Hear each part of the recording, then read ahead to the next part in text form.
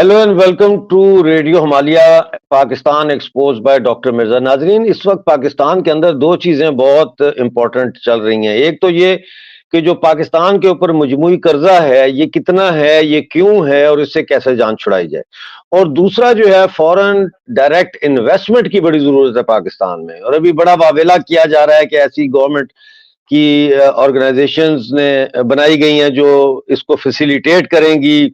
Special रास्ते बनाए गए हैं रेड टेप को काटने के लिए। कभी कहा जाता है $10 मिलियन की इन्वेस्टमेंट आ रही है, कभी कहा जाता है कि 3 बिलियन की आ रही है, कभी कहा जाता है 10 बिलियन की आ रही है। दूसरी तरफ हम देखते हैं प्राइवेटाइजेशन भी बड़े पैमाने पर हो रही है। सारे का आपस में क्या रिलेशन है? क्या पाकिस्तान वाकई इकोनॉमिक रिकवरी के रास्ते पर चल रहा है या ये सब एक सैराब है? इस पर बात करने के लिए आज मेरे साथ एक खास मेहमान है जिनका नाम है अब्दुल खालिक। और अब्दुल खालिक साहब जो है ये पाकिस्तान में CADTM के फोकल पर्सन है। ये है committee for the abolition of illegitimate debts, और ये डेट जस्टिस कैंपेन के रूए रवा है पाकिस्तान में। तो इनको हम वेलकम कर लेते हैं, साथ जोड़ लेते हैं और फिर गुफ्तगू का आगाज कर लेते हैं। जी बहुत शुक्रिया, आपका स्वागत है। Thank you very much, welcome to the show. Khaliq sahab, आपने टाइम निकाला, आपकी तबीयत ठीक नहीं है, बीमार हैं, फिर भी आपने जो है मेरे कहने पर आज वक्त निकाला है। मैं आपका बड़ा शुक्रगुजार हूँ। थैंक यू डॉक्टर साहब, बहुत शुक्रिया जी जी। प्लीज। आप नौजवानी से, वैसे तो अभी भी आप जवान ही लग रहे हैं, लेकिन मेरा कहने का मतलब ये है कि when you were in your 20s and 30s, उस वक्त से आप पाकिस्तान की इकोनॉमी पे आपकी बड़ी गहरी नजर है। आप मुख्तलिफ ह्यूमन राइट और इकोनॉमिक राइट कैंपेन्स के सुर्खेल भी रहे हैं, उनमें काम भी करते रहे हैं, और आज भी आप इन चीज़ों में इन्वॉल्व हैं। आपकी बहुत सारी तहरीरें बैनुल-अक़वामी रसायल और अखबारात में शाया भी हुई हैं। अगर कोई साथी मजीद रिसर्च करना चाहे तो अब्दुल खालिक आगे डेट कैंपेनर या डेट जस्टिस कैंपेनर लगा के गूगल में सर्च भी कर सकते हैं। तो मैं आपसे पहला सवाल तो ये है कि पाकिस्तान में प्राइवेटाइजेशन का जब बेनज़ीर भुट्टो की पहली हुकूमत आई तो उन्होंने ये पॉलिसी का ऐलान किया कि अब निजकारी शुरू की जाएगी। निजकारी की जरूरत क्यों पेश आई? डॉक्टर साहब, पहली तो बात ये है कि हम जो है ना क्वेश्चन, जो डेट का क्वेश्चन जिसका आपने जिक्र किया है और डेट जस्टिस का भी इसलिए बात करते हैं कि हम इसको मेजर इकोनॉमिक इशू नहीं समझते। Most people, for most of the people, researchers, professors या आम पब्लिक भी, इवन जर्नलिस्ट भी, उनका ख्याल है कि डेट जो है कॉम्प्लेक्स इशू है। हमारा जो नेटवर्क काम कर रहा है, हम इस पूरे इशू को देखते हैं as a human rights issue. For us it is not mere economic issue, क्योंकि डेट का सवाल जो है इसकी इम्प्लीकेशंस जो हैं वो हिस्टोरिकल भी हैं, इकोनॉमिकल भी हैं, सोशियोलॉजिकल भी हैं। तो ये बड़ा मल्टी फेसिटेड इशू है। ये सिर्फ एक इकोनॉमी का इशू नहीं है कि सिर्फ इकोनॉमिस्ट ही इस पे बात कर सकते हैं और उन्हीं को पता है या वही एक्सपर्ट होते हैं। तो इसलिए, और दूसरी हमारे नेटवर्क की जो दूसरी अहम हमारा एक तरह का फोकस होता है वो ये था, how to make this language easy, how to make these complex issues understand by the common people. कि ये डेट पॉलिटिक्स है क्या, ये डोमिनेशन किस तरह की है, ये ऑपरेट कैसे होती है, इसके मैकेनिक्स क्या हैं, ड्राइवर्स क्या हैं, कॉजेज क्या हैं और सॉल्यूशंस क्या है। तो बिल्कुल ही थोड़ा सा हम इसको ये कह लें कि हम इस इशू को लेकर पकड़ के ह्यूमन राइट्स डोमेन में आ जाते हैं और वहां इसको रख के तो इसको डिबेट करते हैं। इसको ये मैं अपनी बात शुरू करने से पहले क्लियर करना चाहता था कि हम एक्चुअली काम किस तरह कर रहे हैं इस इशू को लेकर। 1991 में बेनजीर भुट्टो का दौर था, आपको भी याद है। तो उस वक्त प्राइवेटाइजेशन का ज़ाहिर स्ट्रक्चरल एडजस्टमेंट प्रोग्राम शुरू हुआ। IMF के साथ गया पाकिस्तान में, ज़ियाउल हक के बाद रिवाइवल ऑफ डेमोक्रेसी हो रही थी और साथ ही IMF साहब भी आ गए और उन्होंने, जब IMF स्ट्रक्चरल एडजस्टमेंट प्रोग्राम्स आपको पता ही है, उसका मेन पिलर है प्राइवेटाइजेशन।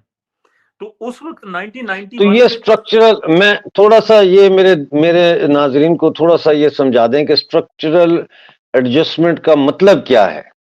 देखिए, स्ट्रक्चर एडजस्टमेंट जो है ना, उसका मतलब ये है कि वो प्रोग्राम IMF का ये है। अब तो खुद IMF भी इस पे اس کی جو ناکامیاں ہیں اس کو مان چکا ہے کہ یہ نہیں چل سکتا. اکانومی ہوئی ہے, ان کے اندر آپ تبدیلیاں لائیں. مطلب آپ وہ جیسے یہ ہے کہ آپ کی اکانومی جو ہے وہ چل رہی ہے, آپ کے اسٹیٹ اونڈ انٹرپرائزز کام کر رہے ہیں, اور اسٹیٹ اونڈ انٹرپرائزز جو ہیں گورنمنٹ کے اپنے ادارے ہوتے ہیں, وہ کچھ گھاٹے میں ہوتے ہیں, کچھ منافع میں ہوتے ہیں, اور وہ چل رہے ہوتے ہیں. لیکن ان کو کہنا کہ نہیں آپ ان کو ٹھیک کریں, ان کو بیچیں, پھر آپ کی کرنسی جو ہے وہ ڈی ویلیو ہونی چاہیے, وہ اپریشیٹ ہونی چاہیے, ڈیپریسیشن ہونی چاہیے. یہ جہاں جہاں اکانومی جس طرح سٹرکچر اکانومی کا اس کے اندر جو چینجز ہیں ان کو سٹرکچر ایڈجسٹمنٹس کے نام سے یاد کی مطلب کیا ٹھیک ہو جاتا ہے. گیا. ہمارے ہاں تو ابھی بھی چل رہا ہے, اور پرائیویٹائزیشن اس کا مین امپورٹنٹ حصہ ہے. پرائیویٹائزیشن آپ کو پتا ہے 1991 میں شروع, اس وقت ڈس انویسٹمنٹ شروع ہوئی اور ڈی نیشنلائزیشن شروع ہوئی, کیونکہ اس سے پہلے بھٹو کی نیشنلائزیشن تھی. پہلے انہوں نے اس کو ڈی نیشنلائزیشن کی ایک سٹیپ شروع کیا, پھر ڈس انویسٹمنٹ شروع کی. پھر آپ کو پتہ ہی ہے شاید بینکنگ سیکٹر میں پہلا جو تھا وہ مسلم کمرشل بینک تھا, بھٹو کے دور میں کام شروع ہوا.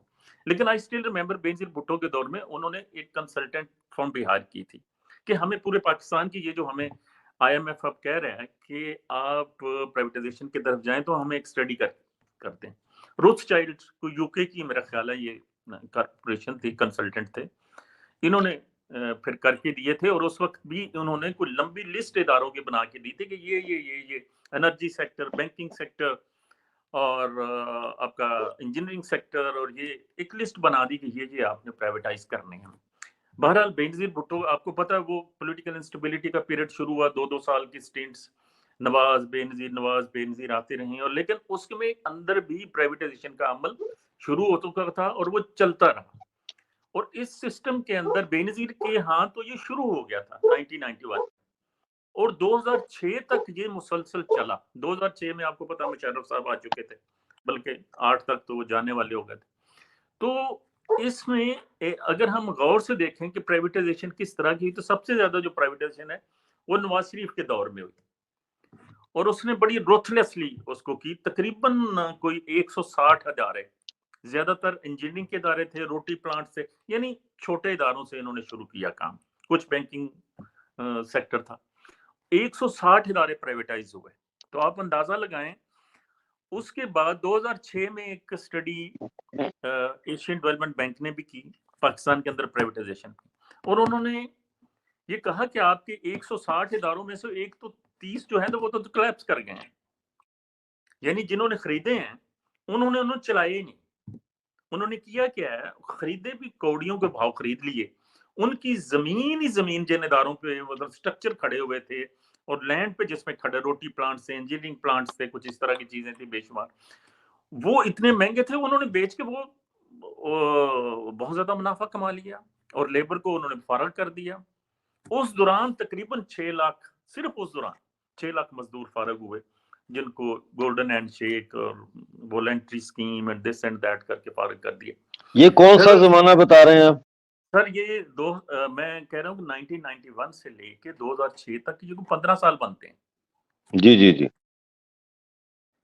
ان 15 سالوں میں یہ ایک طرح کا کہہ لیں کہ ایک مطلب ایک ویو تھی پوری, یہ مطلب جس میں جو پاکستان کی دونوں پولیٹیکل پارٹیز, مین سٹریم اس وقت 2 ہی پولیٹیکل پارٹیز تھیں, اور establishment, they were all agreed کہ ہاں یہ ہونا چاہیے.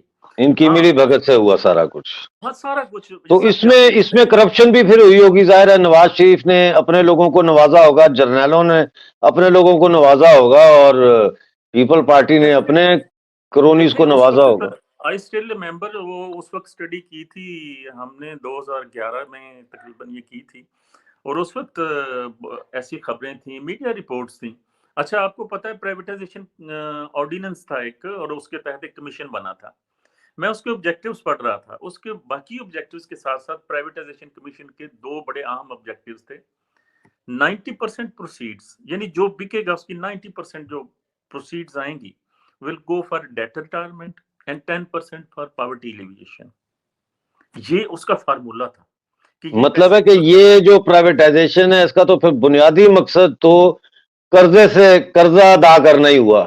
यस यस यस यस, ये अभी भी वही एक्ट और वही कमीशन है, प्राइवेटाइजेशन कमीशन। 90% कर्जों की अदायगी में जाएगा और 10% जो है वो पॉवर्टी एलिवेशन के लिए इस्तेमाल होगा। है जी, ये कानून कहता है, ये कानून कहता है। लेकिन उसमें से जो उस वक्त का पैक था, पब्लिक अकाउंट्स कमेटी, आपको पता है कि एपेक्स एक इदारा है, पार्लियामेंट्री इदारा है, वो उसके पास ये इख्तियार है। उन्होंने जब ये प्राइवेटाइजेशन की पैसों का हिसाब किताब लगाया तो उन्होंने पूछा तो billions of rupees were missing, उनको पता ही नहीं था वो गए कहाँ। ये जो आपने सवाल किया है वो यही है, और उसका कोई पता नहीं। मतलब ये मीडिया ने रिपोर्ट्स बताई, ये पैसे कहाँ जा रहे हैं, कहाँ गए हैं, तो किसी को कुछ पता नहीं था कि वो पैसे कहाँ गए हैं, बिकॉज वो डेट रिटायरमेंट के लिए इस्तेमाल नहीं हुए, ना वो पॉवर्टी एलिविएशन के लिए कहीं इस्तेमाल हुए।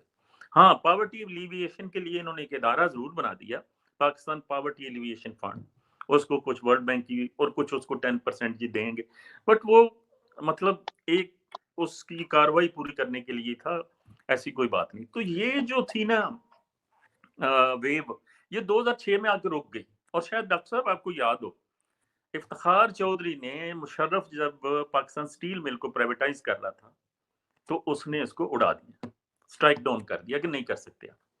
अच्छा, वो एक ये समझ लें कि 15 साल से चलता हुआ रोलर कोस्टर जो प्राइवेटाइजेशन का था वो वहां आके रुक गया। उसकी पॉलिटिकल साइड्स अपनी हैं कि जी बड़े बड़े नाम थे और वो कुछ लोग किसी को देना चाहते थे, कुछ किसी को देना चाहते थे, पर वो रुक गया काम, इसमें कोई शक नहीं। लेकिन ये है कि उसके बाद प्राइवेटाइजेशन का तरीकाकार बदल गया। जिस तरह ओपन होती थी ना, ओपन बिडिंग करके, ओपन बिडिंग क्या अपने लोग होते थे, उसके बाद तरीकाकार एक तो ये बदला कि अब बड़े बड़े इदारों की निजकारी की जाएगी। बड़े इदारों में निजकारी से क्या मुराद है, पीआईए, रेलवेज, मतलब पहले तो छोटे छोटे थे, अब बड़े होना। तो बड़े जब होंगे तो स्टेक्स भी बड़ी आएंगी, उसमें खिलाड़ी भी बड़े बड़े आ जाएंगे, फिर उनके कॉन्फ्लिक्ट्स भी होंगे, फिर उसके अंदर आपको काफी लोगों को ऑन बोर्ड करना पड़ेगा, यानी जुडिशरी को भी साथ लेके चलना। ये नहीं कि आपने कोई पॉलिसी बना ली है प्राइवेटाइजेशन की तो वो चलेगी, जुडिशरी ऑन बोर्ड होगी, आपको लॉ करेगी तो चलेगा मामला। फिर बाकी जो पार्टीज हैं, पॉलिटिकल पार्टीज, वो भी ऑन बोर्ड होंगी। जैसे आपके सामने आजकल जो मसला पड़ा हुआ है, हालांकि दोनों गवर्नमेंट के अंदर है, पीपल्स पार्टी है और नून लीग, लेकिन पीएए की निजकारी एक जगह पे आके रुक गई है। वो पीपल्स पार्टी कह रही है नहीं होनी और नून लीग चाहती है हो।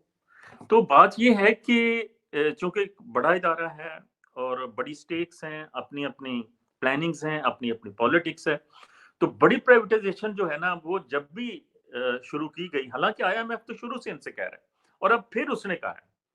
अब जो नया है ना, मतलब आपको पता है कि इस वक्त नई नेगोशिएशंस हो रही हैं पाकिस्तान गवर्नमेंट की आईएमएफ के साथ, रिसेंटली हो रही हैं। अभी आईएमएफ मिशन पाकिस्तान में था पिछले हफ्ते, वो वापस गया, कोई स्टाफ लेवल एग्रीमेंट नहीं हुआ। स्टाफ लेवल एग्रीमेंट होता है कि जी एमओ एक तरह की अंडरस्टैंडिंग हो गई है, पॉलिसी लेवल के डिसीजंस हो गए हैं, ये होगा। उसके अंदर अब जो 1 साल का तकरीबन स्टैंड बाई एग्रीमेंट है वो तो खत्म हो गया इनका, ये जून में खत्म हो गया उनका। अब नया इन्होंने कर्जा फिर $8 बिलियन का लेना है उनसे, आईएमएफ से, और आईएमएफ ने इनको बता दी चीजें, और उसमें प्राइवेटाइजेशन सबसे अहम है। उन्होंने कहा जी ये लिस्ट है, इसको प्राइवेटाइज करना है हर सूरत में। मैं लिस्ट आपको बता देता हूँ। उसमें पीएई हो रही है, उसमें पाकिस्तान स्टील मिल्स की, उन्होंने इलेक्ट्रिक डिस्ट्रीब्यूशन, हमारी कंपनीज आपको पता ही होगा, लेस्को, फेस्को, बेशुमार हैं। हाँ जी, सब जगह वो सब हो रही हैं। कहते हैं वो हाँ जी, वो सब कर सब होंगी। फिर पाकिस्तान नेशनल शिपिंग कॉर्पोरेशन कह रहे हैं, नेशनल हाईवे अथॉरिटी कह रहे हैं, वो पाकिस्तान ब्रॉडकास्टिंग कॉर्पोरेशन कह रहे हैं जिसमें रेडियोज और टीवीज और सारा कुछ, और पाकिस्तान पोस्ट कह रहे हैं। ये लंबी लिस्ट है। अब ये जो आपने शुरू में अपने इंट्रोडक्शन में एफसी की बात की है, ये एक नई काउंसिल, एपेक्स काउंसिल बनी है, जिसको स्पेशल इन्वेस्टमेंट फैसिलिटेशन काउंसिल कह रहे हैं। इसमें आपको पता है हमारे आर्मी चीफ भी बैठे हुए हैं। तो उनके बैठने का मकसद ही ये है कि ये चीजें जो है ना, जो हम बातें करते रहे हैं पहले, तो ये अब किसी लॉजिकल एंड की तरफ जाएं। वो बैठे होंगे तो किसी की जरूरत नहीं होगी, जो मामला होगा कि ये करें वो करना पड़ेगा। और वो फिर बॉडी भी फाइनेंस मिनिस्ट्री से भी ऊपर है, اس کے پاس جو پاور جو اس کی ایک طرح کی، تو اس کے پاس جو پاور ہے، اب ایسا لگتا ہے مجھے کہ یہ کچھ نہ کچھ جو ہے یہ اس لسٹ پر ان کو عمل کرنا پڑے گا اور یہ شاید اب کچھ کریں۔ اب سوال آپ کا یہ ہونا چاہیے، جب یہ کریں گے پی اے کو پرائیویٹائز، جب یہ کریں گے پرائیویٹائز ریلوے کو یا ریڈیو کو، یا تو یہاں جو ہزاروں مزدور بیٹھا ہوا ہے وہ چپ کر کے نہیں بیٹھے گا، وہ شور مچائے گا، وہ کچھ نہ کچھ تماشا لگے گا۔ اب اس کا نہیں، لیکن ایک اور بھی اس سے بھی ایک اہم سوال جو بنتا ہے وہ تو یہ ہے کہ کیا یہ جو پرائیویٹائزیشن سے حاصل ہونے والی انکم ہے یہ واپس اکانومی کو ریوائیو کرنے میں جائے گی یا ویسے ہی جائے گی قرضوں کی ادائیگی میں؟ مطلب ہے یہ ہم گھر کے برتن بیچ رہے ہیں اگر، تو اس گھر کے برتن بیچ کے کیا ہم کوئی نیا برتن لینے جا رہے ہیں یا یہ برتن بیچ کے ہم جو ہے وہ قرضے اتار رہے ہیں اپنے؟ پہلی بات یہ ہے کہ یہ جو لفظ ہے نا قرضے اتارنے، آپ بھی بینگ جرنلسٹ اب اس کو بھول جائیں، ہم قرضے نہیں اتار رہے، ہم قرضوں پہ سود اتار رہے ہیں۔ اوئے ہوئے ہوئے ہوئے ہوئے ہوئے آپ ہوئے، کون سی دنیا میں ہیں؟ یہ لفظ پرانے ہو گئے ہیں، یہ پرانے ہو گئے، واقعی قرضہ نہیں اتر رہا۔ اب ان قرضوں پہ جو سود ہے وہ اتنا زیادہ ہے ہمارا کہ ہم بڑی مشکل سے یہ جو برتن آپ گھر کے والی بات کر رہے ہیں یہ بیچ کے تو آپ ان کا سود بھی ادا نہیں کر سکتے۔ تو ایسی صورتحال بن گئی ہے، پاکستان اکانومی جو ہے وہ بہت ورسٹ پوزیشن میں ہے، بہت ورسٹ پوزیشن میں ہے۔ باقی حکومتیں جو کچھ بھی ہے، ہر جو حکومت ہوتی ہے وہ ظاہر ہے اس کی کوشش ہوتی ہے کہ وہ ٹرو پکچر جو ہے لوگوں کے اندر افراتفری نہ پھیلے معاملات۔ اب یہ ہے کہ یہ ایس آئی ایف سی جو ہے یہ بڑی امپاورڈ کاؤنسل ہے، جو یہ اس کے ذمہ یہ زیادہ تر دو کام، ایک تو پرائیویٹائزیشن کو لے کے چلے گی، دوسرا یہ انویسٹمنٹ کے لیے کام کر رہی ہے اور فورن انویسٹمنٹ کے لیے کام کر رہی ہے۔ آئی ایف سی جو ہے اس کے دو امپورٹنٹ کام ہیں، ایک یہ ہے کہ سموتھ پرائیویٹائزیشن کروائی جائے اور سیکنڈلی فورن انویسٹمنٹ کروائی جائے۔ اب یہ باڈی کوشش تو بہت کر رہی ہے، آپ کو بھی پتہ ہے کہ بڑے، لیکن ساری کی ساری انویسٹمنٹ جو زور ہے وہ ہماری جو برادر کنٹریز ہیں سعودی عربیہ، یو اے ای اور گلف کنٹری سے ہو رہی ہے، باقی جو کنٹریز ہیں ان سے، اور لگتا ہے وہ تھوڑا بہت کچھ نہ کچھ کر بھی رہے ہیں۔ لیکن یہ انویسٹمنٹ جو ہے، یہ جو پاکستان کا اس وقت قرضوں کا بحران ہے، یہ اس کو ایڈریس نہیں کر سکتی یا اس کو نہیں نکال سکتی، آپ کو اس کرائسس سے باہر نہیں نکال سکتی، کیونکہ یہ انویسٹمنٹ تو سلو ہوگی نا۔ سلو سے مراد ہے پھر ڈیو ڈیلیجنس ہوگی، پھر کانٹریکٹس ہوں گے، پھر تھوڑی چیزیں آئیں گی، کریں گی۔ آپ کا جو معاشی بحران ہے وہ کہیں بڑا ہے اس پلان سے، جس پلان کو لے کے ایسا چل رہی ہے کہ جی انویسٹمنٹ لائیں گے اور اس سے پھر نوکریاں ہوں گی، یہ ہوگا وہ ہوگا، وہ ممکن نہیں ہے۔ اچھا، اب بات یہ ہے کہ یہ ملک جو ہیں کس طرح کی سرمایہ کاری کر سکتے ہیں۔ میرا خیال ہے کہ آئل اینڈ گیس فیلڈ میں ظاہر ہے ان ملکوں کے پاس یہ سارے گلف کنٹریز جو ہیں آئل اینڈ گیس ہے، وہاں تھوڑی ریکارڈک میں بھی کر رہے ہیں نا، ریکارڈک میں بھی سونے تانبے میں بھی کر رہے ہیں اور چیزوں میں بھی۔ اس کے علاوہ ایک اور چیز بھی کر رہے ہیں نا، وہ پرائیویٹائزیشن سے جڑی ہوئی ہے اور وہ بڑے عرصے سے ہو رہی ہے۔ وہ درمیان میں جب 2006 کے بعد پرائیویٹائزیشن کا عمل رک گیا تھا نا، تو اس وقت انہوں نے جو ہماری گورنمنٹ لینڈز ہیں وہ پرائیویٹائز کرنی بیچنی شروع کر دی۔ کوئی 8,000 ایکڑ تو شاید یو اے ای نے خریدی، کچھ باقی بھی سعودی عربیہ ادھر ادھر وہ بھی انٹرسٹڈ تھے، اور وہ خرید کے وہاں پہ منصوبہ یہ ہے کہ وہاں پہ کارپوریٹ فارمنگ کی جائے۔ اس کے لیے پلان یہ تھا کہ کوئی بہت بڑی ایک فورس بھی بنائی جائے جو کارپوریٹ فارمنگ کو، اور لیگل کور بھی دیا جائے، لیگل کور ایسا دیا جائے کہ یہ جو زمینیں بیچی جائیں، یہ جو پرائیویٹائزیشن کے، یہ انڈو نہ ہو سکے۔ اچھا، اس میں بہت ساری زمینیں، آئی اسٹل ریمبر، جو بنجر زمینیں تھیں وہ بھی سعودی عرب، یو اے ای وغیرہ، یہ gulf countries were interested to buy. اب آپ کے یا میرے ذہن میں سوال ہوتا ہے کہ وہ زمینیں کیوں خریدیں گے، وہ کیوں خریدنا چاہتے ہیں؟ جو بنجر زمینیں ہیں ان کو تو قابل کاشت بنانا بڑا مشکل ہے، بہت تھوڑی ہیں، بہت زیادہ نہیں ہیں، لیکن کیوں خریدنا چاہ رہے ہیں؟ اب یہ سوال جو ہے یہ جڑا ہوا ہے واٹر پالیٹکس سے۔ جو آپ کی گلف کنٹریز ہیں ان کے پاس 2050 کے بعد زیر زمین پانی کی بہت زیادہ قلت ہو جائے گی، اور there will be dire need of simple water. They are water thirsty. تو बज़ाहिर ऊपर सतह पे लग रहा है कि कारपेट फार्मिंग के लिए ज़मीनें बेची जा रही हैं, लेकिन दरअसल प्लानिंग ये है how to lock the water resources, underground water resources जो हैं, वो चाहिए इसका हमें। मतलब है कि हम प्यासे मर जाएंगे और पानी सारा वो ले जाएंगे हमारा। नहीं, वो तो पूरी दुनिया में ही होगा, हम तो प्यासे मरेंगे ही, हमारा तो आपको तो अंदाज़ा नहीं है सर, यहाँ गाँव में चले जाएँ आपको खालिस पानी नहीं ज़मीन के नीचे पानी जो है, वो खादों और पेस्टिसाइड्स की वजह से वो पोल्यूटेड हो गया वाटर, वाटर टेबल जो है वो पोल्यूट हो चुका है हमारा। तो इतनी सूरत हाल तो हमारी ऑलरेडी खराब हो चुकी है, ऊपर से क्लाइमेट चेंज, आपको पता है Pakistan climate change top 10 countries में शामिल है, और क्लाइमेट चेंज का मतलब सीधा ही है कि आपका क्लाइमेट पैटर्न ही बदल जाएंगे। जब बारिश नहीं होनी बारिश हो रही होगी, जब सर्दी होगी गर्मी होनी है, जब गर्मी होनी चाहिए सर्दी होगी, फसलें नहीं होंगी तो ड्राउट आएगा, जब ड्राउट आएगा तो फूड शॉर्टेज होगी।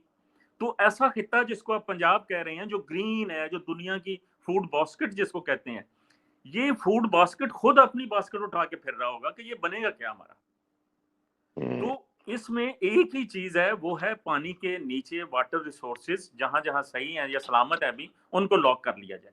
ये वाटर रिसोर्सेज का तो मसला पूरी दुनिया में सारा आपको पता ही है, जिनके पास वाटर है वो वाटर को आप सोने की तरह तो संभाल के रख रहे हैं। वहां तो ये सूरत हाल है कि बहुत सारे मुल्क ऐसे हैं जिन्होंने नई पॉलिसीज बनाई हैं कि भी ये वाटर को किस तरह, जो वाटर इंटेंसिव क्रॉप्स हैं वो उन्होंने उगाना बंद कर दी हैं, जैसे चावल है, जैसे गन्ना है, ये वाटर इंटेंसिव क्रॉप है। वो कहते हैं क्यों हम अपना पानी जाया करें इस फसल पे, ये हम खरीद लेंगे बाहर से। और ऐसी वाटर वाटर इकोनॉमिकल यूज नई नई मशीनरी आ गई है जो बहुत कम वाटर यूज कर रही है, दुनिया उसमें जा रही है, और हम अभी भी, आप अंदाजा नहीं निकालें, इतने बेवकूफ हैं कि हम यहाँ अपनी गाड़ियां सुबह सुबह उठ के टनों का पानी जो है ज़ाया इस्तेमाल करते हैं अपनी गाड़ियों पे, उनको धो रहे होते हैं, हमें इतनी खबर नहीं है। तो लेकिन बाहर की दुनिया जो है वो वाटर रिसोर्सेज को लॉक कर रही है, संभाल रही है, वाटर बैंक्स बना रही है कि हम किसी ठीक तरीके है, अपनी फ्यूचर जनरेशंस को सेट कर सकें। सही है। अब ये जो निजकारी हो रही है, ये सारा फॉरेन इन्वेस्टमेंट भी आ रही है जैसे जैसे, तो आप कह रहे हैं कि ये इतनी नहीं है कि फौरी तौर पर पाकिस्तान को इकोनॉमिक क्राइसिस से निकाल सके या ग्रोथ रेट में इजाफा कर सके। तो जी जी मुझे ये बताएं कि पहले ये बताएं कि ये जो आप कहते हैं इलेजिटिमेट डेट, ये ज्यादातर कर्जे तो फौजी आमरीतों के दौरान लिए गए। तो जब कोई किसी को कर्जा देता है तो वो ये नहीं देखते कि ये कर्जा वापस कर सकता है या नहीं कर सकता, इसकी ये सोर्स ऑफ इनकम क्या है, कहां से कर्जा वापस करेगा। और पाकिस्तान का हाँ तो हमेशा से ये वतीरा रहा है। इसका मतलब है कि ये जो आईएमएफ और वर्ल्ड बैंक और एशियन डेवलपमेंट बैंक कर्जे देता रहा है, ये बदनीयती पर मबनी थे। जी, ये बिल्कुल आपकी बात सही है। ये जो इलिजिटिमेट डेट कहते हैं ना, इसकी बड़ी ब्रॉडर डेफिनेशन है, और असल चीज़ ये है कि डेट इलिजिटिमेट हो सकते हैं, ऑजियस डेट होता है। मैं आपको इसकी मिसाल देता हूँ, ज़्यादातर डिक्टेटर्स का डेट जो है वो इलिजिटिमेट होता है। ये एक रूल है, लॉ तो नहीं है, एक रूल है। कौन सा डेट? हाँ, illegitimate debt, it is a rule formulated by Alexander Sack, एक रशियन फिलोसोफर था, और इसको यूएन जो है वो उसकी डेफिनेशन को एक्सेप्ट करती है। But on the basis of that, मैं ये नहीं कह रहा कोई इंटरनेशनल कानून नहीं है ऐसा, लेकिन इसको ये इस्तेमाल भी हुआ है। 2003 में अमेरिका ने इस्तेमाल किया है ये रूल, यानी 2003 में अमेरिका इराक में आया। इराक उस वक्त सद्दाम जब रिमूव किया सद्दाम को, तो उस वक्त रशिया, फ्रांस, स्पेन, इनके कुछ कर्जे तो उन्होंने मांगे कि कर्जे हमारे वापस करो, तो अमेरिका ने कहा मैं वापस नहीं करूंगा, I am not responsible. Saddam को जिसको दिए थे तुमने, वो तो ऑजियस डेट था, डिक्टेटर्स डेट था, वो तो यानी दूसरे लफ्जों में वो इलिजिटिमेट डेट था। अब सही है, तुम्हारा हक बनता ही नहीं, तुम्हें पता होना चाहिए था कि हम किसको दे रहे हैं। वो तो यही फार्मूला पाकिस्तान पे भी अप्लाई होना चाहिए। मुशर्रफ ने जो कर्जे लिए, जो ज़ियाउल हक ने लिए, जो बाकी फौजी आमरों ने लिए, अयूब खान ने से शुरू हो जाए। हुआ क्या, मैं आपको बताता हूँ। उसके बाद निगोशिएशन शुरू हुई, अमेरिकन को उन्होंने समझाया कि देखो, अगर तुम इस तरह इनकार करोगे ना, मतलब ओपनली इनकार करोगे, तो it will become a precedent for other countries. तो let us not make it a precedent, let us sit on the table اور ہاں دے دے کے معاملات گل بات کر کے مکائیے کام تے اگے ٹریے. صحیح تو بات ہے. اس میں یہ ہے کہ امریکہ نے عراق کے جو وہ قرضے تھے وہ یہ سمجھ لیں کہ $100 کے بدلے اس نے $20 واپس کیے. ٹھیک. مطلب اس نے کہا $80 نہیں دوں گا. ہاں رول یہی تھا, انکار کی وجہ یہی تھی, لیکن اس کو پریسیڈنٹ نہیں صحیح. بننے دیا. ٹھیک ہے. تو یہ ہوا ہے, یہ الیجٹیمیٹ ڈیٹس ہیں. صحیح ہم ہے. سمجھتے ہیں ڈکٹیٹرز کے سارے قرضے جو اب ہوتے ہیں کیا وہ کریں illegitimate ہیں. پاکستان والے, کیا کریں, اب پھنسے ہوئے ہیں سب لوگ, کیسے ہاں نکلے اس میں پاکستان سے. ہے قرضہ ہے کتنا ہے ٹوٹل؟ کوئی دیکھیں کہتا ہے 186 ہے, کوئی کہتا ہے 150 ہے, ٹوٹل کتنا ہے؟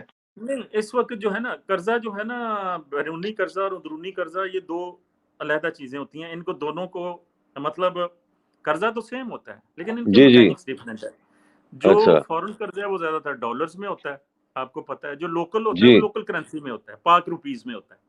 جی. ہمارا جو انٹرنل ڈیٹ ہے وہ والیوم اور حجم میں تو تقریباً ڈبل ہے ہمارے ایکسٹرنل ڈیٹ سے.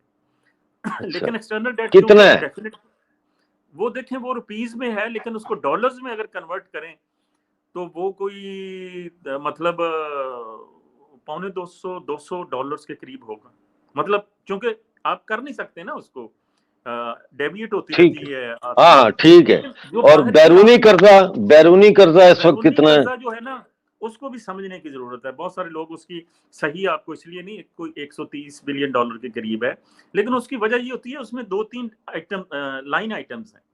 اس میں ایک تو پبلک ڈیٹ ہوتا ہے جو گورنمنٹ کا ہوتا ہے, ایک ہوتا ہے گورنمنٹ گارنٹیڈ ڈیٹ جو پرائیویٹ سیکٹر کی گارنٹی کے طور پر گورنمنٹ نے کیا ہوتا ہے. پھر اور ایک دو طرح کی لائنز ہوتی ہیں. پھر اس میں IMF کا علیحدہ ایک لائن آئٹم ہوتی ہے. تو اس طرح کر کے اگر سارا ملائیں نا, مطلب جو پرائیویٹ, مطلب فرض کریں جو ہاں کمپنیز بیٹھی ہیں, وہ کمپنیز بھی بعض اوقات انٹرنیشنل ڈیٹ لیتی ہیں, گارنٹی پاکستان گورنمنٹ کی ہوتی ہے. تو اس طرح وہ اس کو کہتے ہیں ڈیٹ لائبلٹیز کے اندر آ جاتا ہے وہ. لیکن وہ ایز سچ لائبلٹی تو ہے گورنمنٹ آف پاکستان کی, لیکن وہ پے پرائیویٹ اینٹی نے ہی کرنا ہوتا ہے. تو اس لیے فگرز میں فرق آ جاتا ہے. تو $130 بلین کے قریب ہے. آپ اندازہ لگائیں یہ 2011 میں سے اب جو ہے اتنا بڑھ گیا ہمارا قرضہ کہ پر کیپٹل ڈیٹ ہوتا ہے نا, جس کو اردو میں عام طور پر جی لوگوں جی کو جی. سمجھانے کے لیے کہتے ہیں کہ ہر بچہ جو ہے مقروض پیدا ہو رہا ہے. تو ہر بچہ جو پاکستان کی اس میں ہوتی ہے ٹوٹل جی آبادی, اور ٹوٹل ڈیٹ کو اس سے تقسیم کیا جاتا ہے.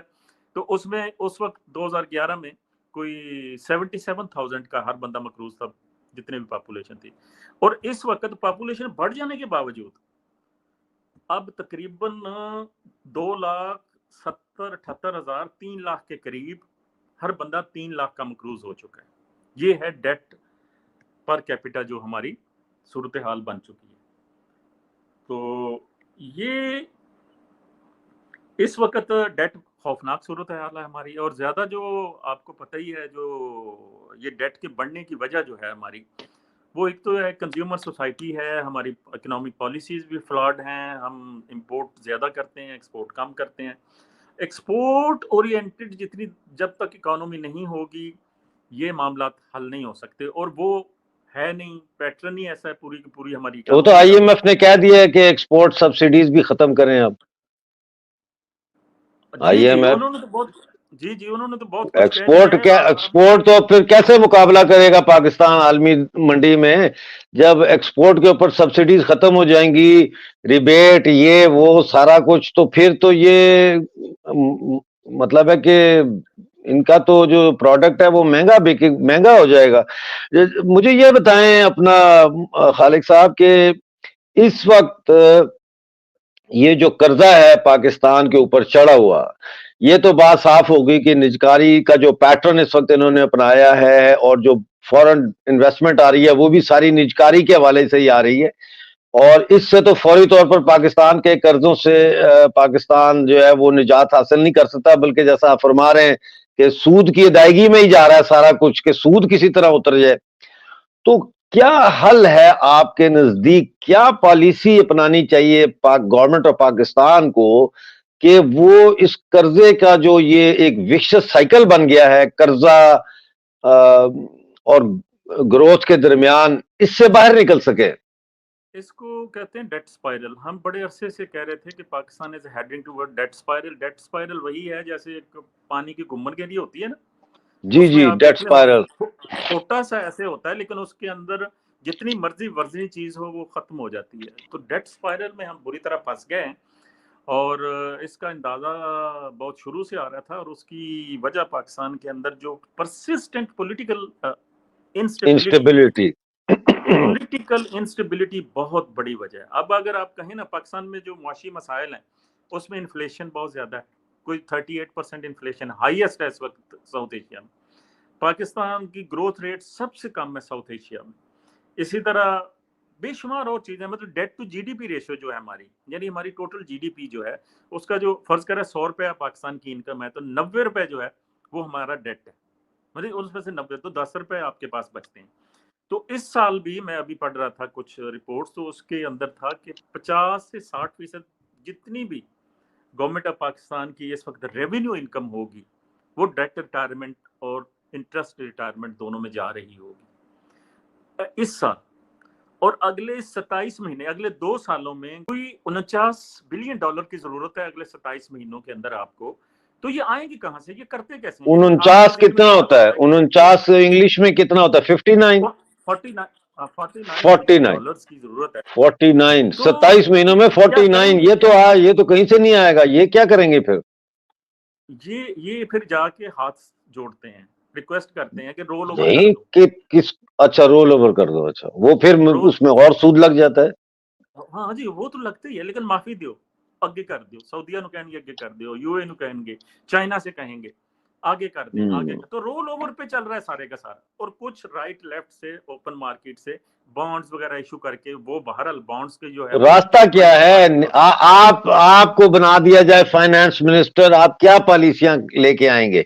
आपको कहा जाए आपने बजट बनाना है पाकिस्तान का, आप क्या करेंगे? कैसे निकलेगा पाकिस्तान? मेरा जाती ख्याल है कि एक तो आप रेडिकल रिफॉर्म्स के बगैर नहीं ला सकते। आपको strong political support, overwhelming political support जिस लीडर के पास होगी वो इस मसले का हल कर सकता है।